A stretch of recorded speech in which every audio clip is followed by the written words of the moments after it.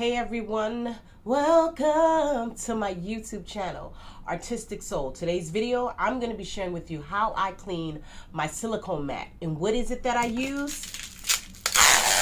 I use tape. Which tape works the best and gets off the most residue? I do a lot of acrylic pouring and also do a lot of resin crafting, and it gets very sticky. Don't forget to like, comment, and subscribe.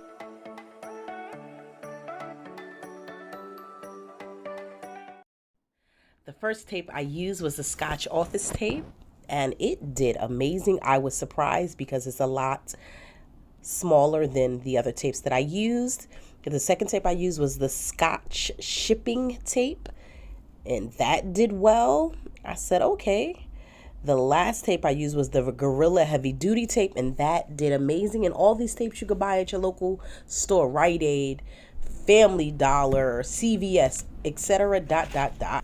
So I definitely wanted to give you a close-up of the tapes in action.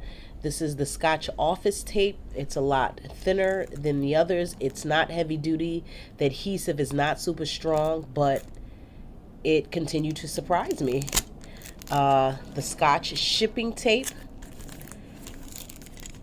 Placed it down, pressed down on the areas that I wanted to really try to get the area up off the silicone mat. If it didn't work, sometimes I press a little harder. I'd use something like my popsicle stick to kind of scrape on top of the tape to press down, and in certain areas it worked, in other areas it didn't. This other method that I'm using, kind of the stamping method of sorts, and that seemed to work better in certain areas. The last tape was that Gorilla tape, and I got that from my Home Depot, under $10, and it worked pretty well. I was excited. These are all three results.